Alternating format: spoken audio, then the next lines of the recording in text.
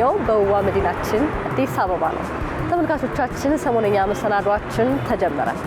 በዚህ በውዋ መዲናችን ታዲያ የተለያዩ የኪነ ጥበብ አማራጮች አሉ። በዛሬው ሰሞነኛ መሰናዷችን እንግዲህ በዚህ በውዋ መዲናችን ኪነ ጥበብን ለበርካታ ዓመታት እዚህ አቆይቶ ያደረሰልን ምስረታውን በ1927 ዓመተ ምህረት ያደረገው አንጋፋው በአፍሪካ የመጀመሪያው የሆነውን ቲያትር ቤት የሀገር ፍቅር ቲያትር ቤትን በዛሬው ሰሞነኛ መሰናዷችን እንቃኛለን። እንግዲህ የሀገር ፍቅር ቲያትር ቤት ቀደም ሲል በእድሳት ምክንያት ከመድረክ ርቀው የነበሩ ቲያትሮች ነበሩ። እነዛ ቲያትሮች እነማን ናቸው? አሁን ደግሞ ወደ መድረክ የተመለሱ ቲያትሮች እነማን ናቸው የሚለውን እንቃኛለን ማለት ነው። ተከተሉኝ።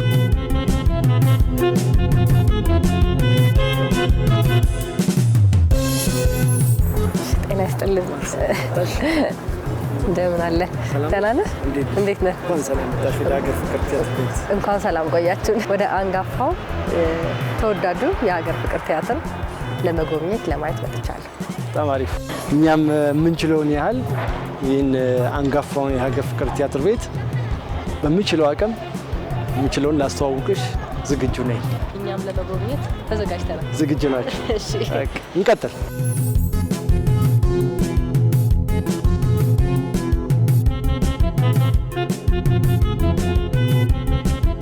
በሀገር ፍቅር ታሪክ ውስጥ ይሄኛው አዳራሽ 1948 ነው ተከፍቶ ስራ ላይ ዋለው ማለት ነው። በፊት እንደዚህ አልነበረም። እቺ ነጯ ነገር ትታይሻለች። ይሄ ጎጆ ቤት ቅርጽ አይነት ነገር ነበረ። አሁን ከዛ በላይ ያለው አሁን በቅርብ 94 ውስጥ ሲታደስ ልክ እንደ ፋሲለደስ ያለ ቅርጽ አለው። እሱን ይዞ መጥቷል። ሌላው በተጨማሪ ደግሞ ከጎንና ከጎን ያሉት የመስታወት ቅብ ስራ ይባላሉ። እቺ መከርከሪያዋ አለች እዚህ ጋር የማሲንቆ ማለት ነው። እየከረከረ የሀገረሰብ ሙዚቃ የመጀመሪያው ቤት መሆኑን ለማሳየት የተጠቀመበት ነውና እዚህ ጋር ደግሞ አንበሳ ይታያል። ያው አንበሳና ነብር እንደምታውቂው የኢትዮጵያ ሕዝብ ተምሳሌቶች ናቸው። ያው የኢትዮጵያ ሕዝብ አንበሳ ነው ይባላል። ጀግና ሕዝብ ለማለት ለመግለጽ ነው። እዚህ ጋር ምን ይታይሻል? ዋሽንትና የዋሽንትን የሚጫወት እጅ። አዎ፣ ሀገር ፍቅር እንደ ጅማሬው እንዳልኩሽ በክራር፣ በማሲንቆ፣ በዋሽንት፣ በከበሮ፣ በእምቢልታ፣ በመለከት በመሳሰሉት ሀገረሰብ ሙዚቃዎች ነው የጀመረውና ያንን ሲምቦል ያደረገ ነው።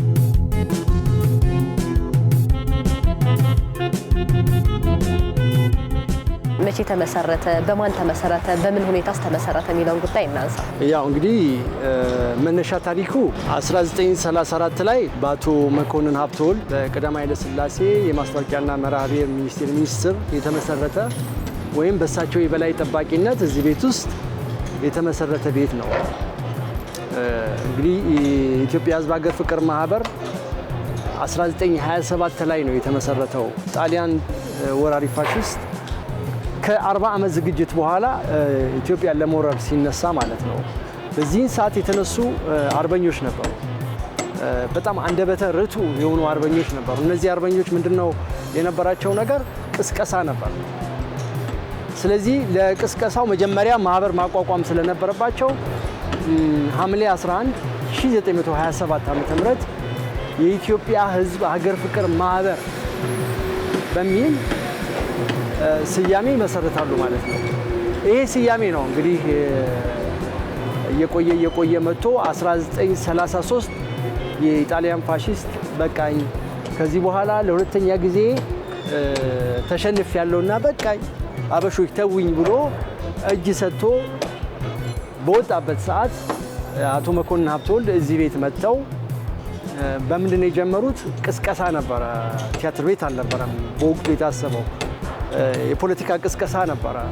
ከዚህ በኋላ እንግዲህ ጠላት ወጥቷል፣ የተጣላችሁ ካላችሁ ታረቁ፣ ብዙ የሀገራችን ቁሳዊ እንደገና ሰብአዊ ሀብት ጠፍቶብናል፣ ስለዚህ ያላችሁን አሁን ከዚህ በኋላ ልማት ውስጥ እንግባ፣ የተጣላችሁ ታረቁ ተብሎ በተነሱበት ሰዓት እሳቸው ይህንን ነገር በሚናገሩበት ሰዓት የተመሰረተ ቤት ነው እዚህ ቤት ውስጥ ማለት ነው።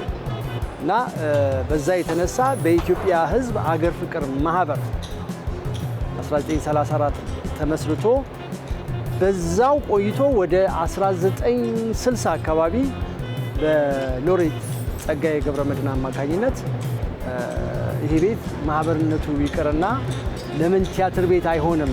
ምክንያቱም የኪነ ጥበብ ስራው ቲያትሩም የሙዚቃ ስራውም እንደገና የዘመናዊ ሙዚቃ ስራውም ታክሎበት ለመጀመሪያ ጊዜ ይህንን ሀሳብ በማቅረባቸው ሀሳቡ ጸድቆ ኢትዮጵያ ሕዝብ ሀገር ፍቅር ቲያትር ቤት ተብሎ እንዲጠራ ምክንያት አገኘ ማለት ነው።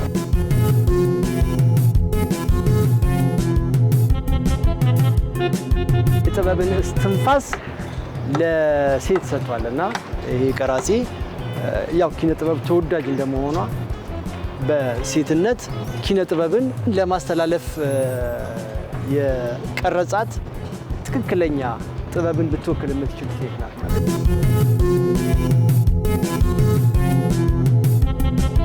እዚህ ጋር ቅድም ስቴን ግላሱን ወይም የመስታወት ቅብ ስራውን የሰራው ስዩም አያኖ ለሀገር ፍቅር ይሄን ዲዛይን አበርክቷል ማለት ነው። ይሄ ቅርጽ ምንድነው? ምናልባት ከዚህ ሆነሽ ስታየው ሀገር ይላል፣ እዚህ ከጀርባው ደግሞ ፍቅር አለ። ሀገር ፍቅር ማለት ነው ጽሁፎቹ ማለት ነው።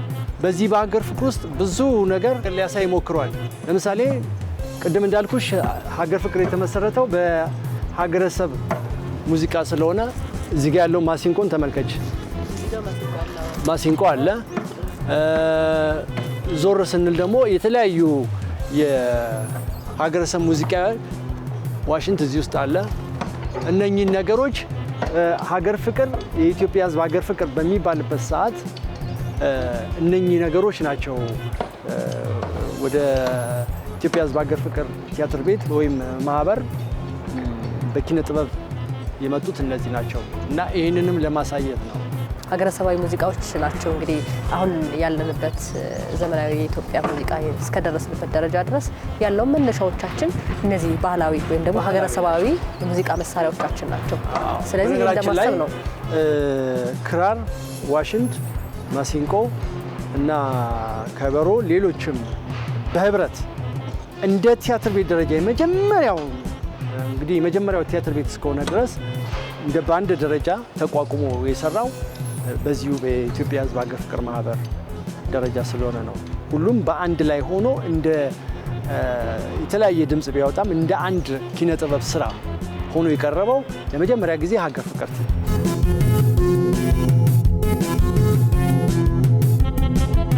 እንግዲህ ወደ ጥንታዊው በአፍሪካ የመጀመሪያው ቲያትር ቤት ወደ ተባለው ወደ ትንሹ ኪው ክለብ ከሚባለው አዳራሽ እየገባን ነው። ያው እንደነገርኩሽ እቺ ትንሿ አዳራሽ ትባላለች። የትልቁ አዳራሽ መጋቢ አዳራሽ ናት።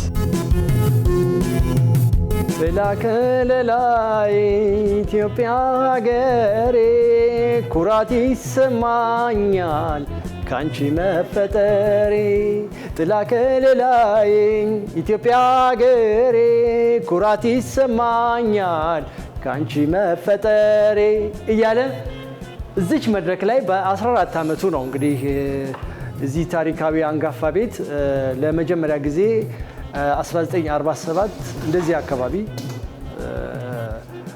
ጥላሁን ገሰሰ ዘፈኑን ያሰማው ማለት ነው። ከዛ በኋላ ነው እንግዲህ አንድ ዓመት ምናምን ከቆየ በኋላ ወደ ክብር ዘበኛና ሌሎች ወደ ብሔራዊ ቲያትር ሌሎች አካባቢ ሄዶ የኢትዮጵያ ሕዝብ ንብረት የሆነው በአጠቃላይ ማለት ነው። የሙዚቃው ንጉስ ሌሎች ነበሩ። ለምሳሌ እነ ፍሬው ኃይሉ ኢትዮጵያ ሀገሬ መከታ ጋሻዬ ለኔ መመኪያ ነሽ ለክብሬ መኩሪያዬ ኢትዮጵያ ሀገሬ መመኪያ ጋሻዬ በጣም ተወዳጅ ሙዚቃ ነበረ። ሌላው እዚህ መድረክ ላይ ብሎም እዛኛው ትልቁ መድረክ ላይ ለምሳሌ አስና ገናዬ ተብሎ የተዘፈነው የመጀመሪያ ጊዜ በነ ፍሬው ኃይሉ በነ ጭራ ቀረሽ እዛ ትልቁ አዳራሽ ነው። አብዛኛውን ብዙዎቹን የጥንት ዜማዎች እዚህ ቤት ውስጥ ተሰርተዋል ማለት ይቻላል። እነ ጌታ መሳይ አበበ ሽምብራው ጥርጥሬ ዛፎቹ ፍሬ የትም የትም ዞሬ ትዝ አለኝ ሀገሬ ዳገት ቁልቁለቱን ስንወጣ ስንወርድ ኮለልካ ነው ሜዳ ከብቶች ስናገድ ላሞች ስናገድ ያ ሁሉ ቀረና ቁም ነገር መጣና ትምህርት ቤት ገባን ፊደል ልናጠና ሀሁ ልናጠና የሽምብራው ጥርጥሬ ዛፎቹ ፍሬ የትም የትም ዞሬ ትዝ አለኝ ሀገሬ።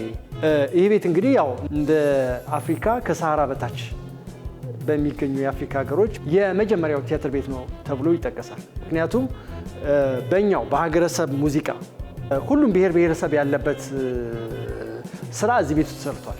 በአጠቃላይ ኢትዮጵያ ውስጥ ያሉ ዜማዎች በሙሉ እዚህ ቤት ተሰርተዋል፣ በሙዚቃ ተሰርተዋል።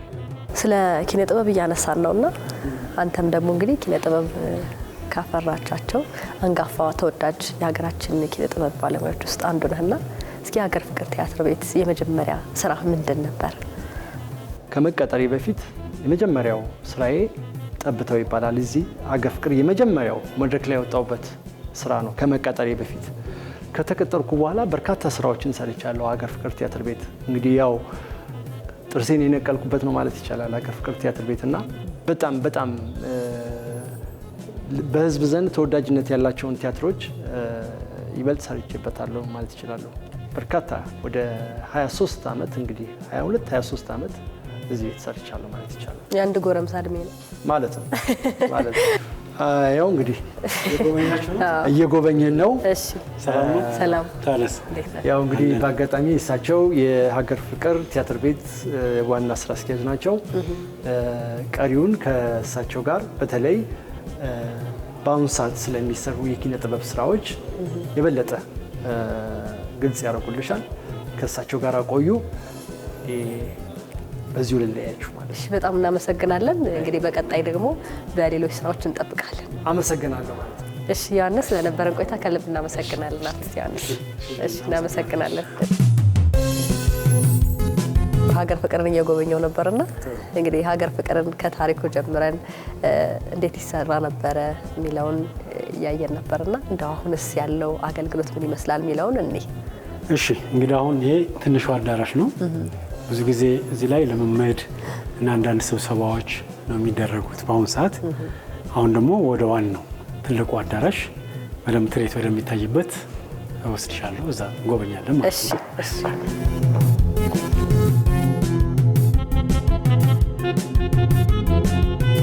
ዋናው መግቢያ በር ነው። እዚህ የሲኒማ ተመልካቾች በዚህ ወረፋ ይዘው እዚህ ይገቡና እዚህ ጋር ቲኬት ቆርጠው እዚህ አስተናጋጆች አሉ። ይህ እንግዲህ ዋናው አዳራሽ ነው። ካሁን በፊት በጣም የእንጨት ወንበሮች ነበሩ፣ ጥቅጥቅ ያሉ ነበሩ። አሁን እንደምታዩ በጣም ደረጃውን የጠበቀ እንዳለ ለመተላለፊያ በጣም የሚያመች በዚህ አይነት ደረጃ በከተማ አስተዳደሩ ከፍተኛ በጀት በመመደብ በዚህ መንገድ ታድሷል። ይኸው እንደምታዩ ቁጥሮች አሉት። በቀጣይ አንዱ የቴክኖሎጂ ስራ የምንሰራው ቲኬቶችን ከቁጥር ጋር የማናበብ እና ከሚመጡ የቲያትር ተመልካቾች ውጭ ምንም መጠበቅ ሲያስፈልጋቸው ቲኬታቸውን ኦንላይን ቆርጠው ወንበራቸውን ያውቃሉ፣ መርጠው ይቆርጣሉ። ስለዚህ ሲመጡ ወንበራቸው ቁጭ ብሎ ይጠብቃቸዋል ማለት ነው። ምን ያክል ወጪ ወጣል? በአጠቃላይ ከ17 ሚሊዮን ብር አካባቢ በላይ ነው ወጪ ያደረገ ከተማ አስተዳደሩ። ያው እንደምታዩ አሁን ለኪነ ጥበብ ዘርፍ ከፍተኛ ትኩረት ተሰጥቶ የተሰራ ነው ያለውና አንዱ ማሳያ ይሄ ነው። በሌላ በኩል ደግሞ የቲያትርና ባህል አዳራሽም አይተሽው ከሆነ በጣም በሚገርም ሁኔታ ነው የታደሰው። ሌሎችም እንደዚሁ የሲኒማ ቤቶች አስተዳደር ድርጅት ሲኒማ ራስን ታውቂዋለሽ፣ አምፔርን ታውቂዋለሽ። እንደገና ደግሞ አሁን ደግሞ ማነው ሰንጋተራ አካባቢ ደግሞ በጣም የሚገርም የፊልም ኮምፕሌክስ ተገንብቶ እንደዚሁ ተመርቋል። ስለዚህ የፍላሚንጎ የሚገኘውን የአዲስ አበባ ህጻናትና ወጣቶች ቲያትር ኮምፕሌክስን ጨምሮ በርካታ አሁን በኮሪደር ልማቱ አብሮ የሚሰሩ አምፊቲያትሮች፣ ሌሎች ለኪነ ጥበብ ማቅረቢያ ምቹ የሆኑ በከተማ አስተዳደሩ ትኩረት ሰጥቷቸው የኮሪደር ልማቱ አካል ተደርገው እየተሰሩ ነው ያለውና አሁን ሰዎች ወደ ቲያትር ቤት ብቻም ሳይሆን አካባቢያቸው ላይ ኪነ ጥበቡ አካባቢያቸው ላይ ሄዶ እዛ የሚታደሙበት እድልም እየፈጠረ ነው። አሁን ደግሞ ከዚህ አዳራሽ ወጥተን ወደ እኔ ቢሮ እንሄድና ከበፊት ጀምሮ በ1960ዎቹ፣ 70ዎቹ፣ 80ዎቹ አካባቢ ለቲያትር ቤቱ ይቀርቡ የነበሩ የተውኔት ጽሁፎችና የተወሰኑ መረጃዎችን እንደ ሳምፕል እናያለን ማለት ነው።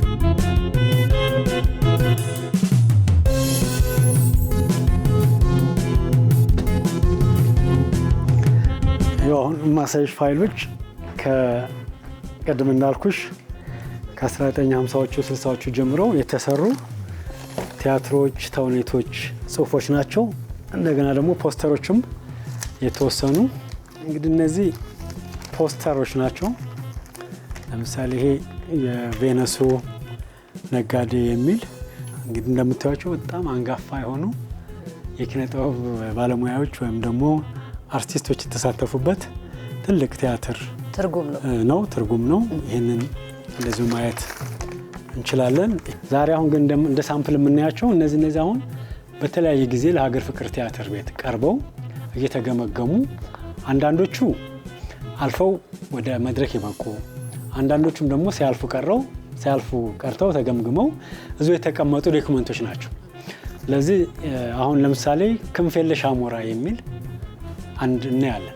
ይህ ክንፍ የለሽ አሞራ ፍቅረ ኢየሱስ ዘውዱ ይባላል። ፍቅረ ኢየሱስ ዘውዱ እዚሁ ሀገር ፍቅር ማነው እዚሁ ቲያትር ቤት ሲሰራ የነበረ ነው። ከዛ በኋላ ደግሞ አዲስ አበባ ባህልና ቱሪዝም ቢሮ ሲሰራ የነበረ ይሄ በ1979 ዓ.ም ለዚህ ቲያትር ቤት የቀረበ ነው። እነዚህ እንደምታዩዋቸው ደግሞ ትዝብት ይላል። በ1975 ዓ.ም የተሰራ ነው። ከጥላሁን ጉግሳ ጥላሁን ጉግሳን ታውቁታላችሁ። አንጋፋው የኪነ ጥበብ ባለሙያ ነው። እሱም እንደዚሁ አሻራውን አኑሯል ማለት ነው። ይሄኛው መድብል ነው። ወደ 4 የሚሆኑ ተውኔቶችን አብሮ የያዘ ነው። አያልነህ ሙላቱ ነው ይሄን የደረሰው በሙሉ። ጋሻ አያልነህ ሙላቱ የኪነ ጥበቡ ዘርፍ በጣም አንቱታን ያተረፉ ናቸው። አራቱ ተውኔቶች በአንድ ላይ እዚህ ጋር የሰፈሩበት ነው። እንግዲህ ያው እንደምታዩቸው ናቸው። እዚህ ጋር የተጻፈው በ1972 ዓመተ ምህረት ነው። እነዚህ ወደ ሀገር ፍቅር ሲገቡ የተመዘገበበት ነው ማለት ነው።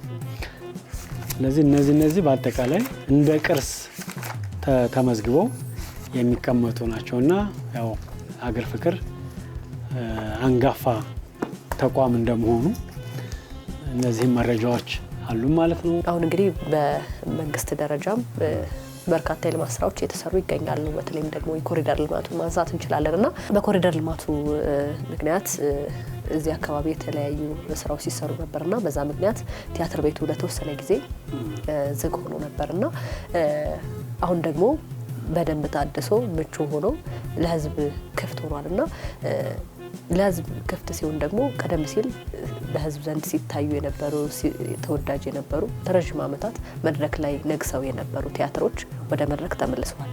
እነማን ቲያትሮች ተመለሱ? ቀጣይስ ምን አይነት ቲያትሮች ወደ መድረክ ይመለሳሉ? ያው እንግዲህ የሀገር ፍቅር ቲያትር ለአንድ ዓመት ከምናምን አካባቢ መንግስት በወሰደው የከተማዋን የማልማትና የማደስ እንቅስቃሴ የአካባቢ ያው እንደምታዩት ከፍተኛ የኮሪደር ልማት የጀመረበት አካባቢ ነው እና ከዛ ጋር ተያይዞ የተወሰነ ጊዜ ለአንድ ዓመት ከምናምን አካባቢ ቦታው ለተለያዩ ነገሮች ምቹ ባለመሆኑ ቲያትር አቋርጠን ነበር። ነገር ግን አንዳንድ ቲያትሮችን ወደ ብሔራዊ ወስደንም ያሳየን ነበር። ከዛ በኋላ ግን የኮሪደር ልማቱ ከተጠናቀቀ በኋላ መጀመሪያ የከፈትነው አዲስ ቲያትር ነው። እሱም የዳመና ዳንኪረኞች የተሰኘ ቲያትር ነው። በታዋቂው ደራሲ ውድነህ ክፍሌ ተደርሶ በተሻለ ወርቁ ዶክተር ተዘጋጅቶ ወደ መድረክ የገባ ነው። እንግዲህ ነሐሴ 4 ነው እሱን የከፈትነው። እስካሁን እስከ ዛሬ እስከምንነጋገርበት ድረስ ትናንትና ነው ከመድረክ ከዚህኛው መድረክ የወረደው። ነገር ግን ቅድም እንዳልኩሽ አልወረደም። ከዚህኛው መድረክ ወደዛኛው መድረክ ነው የወሰድነው። ወደ ህፃናትና ወጣቶች መድረክ ነው የወሰድነው እንጂ ከመድረክ አልወረደም። እዛ እንዲሄድ እና እዛ መክፈቻ እንዲሆን ስለተፈለገ ማለት ነው። የበዓሉ ቤርሙዳ የተሰኘው ድንቅ ቲያትር እንደዚሁ ወደ መድረክ እየቀረበ ይገኛል በሀገር ፍቅር ቲያትር እና ሌሎችም እንደዚሁ አሉም አሁን ልምምድ እየተደረገ ነው ያለው። ተሻለ ወርቁ የተደረሱ ቲያትሮች በራሱ የሚዘጋጁ ቲያትሮች አሉ። እነሱም እንደዚሁ በቅርብ ጊዜ ወደ መድረክ ይቀርባሉ በሀገር ፍቅር ቲያትር ማለት ነው።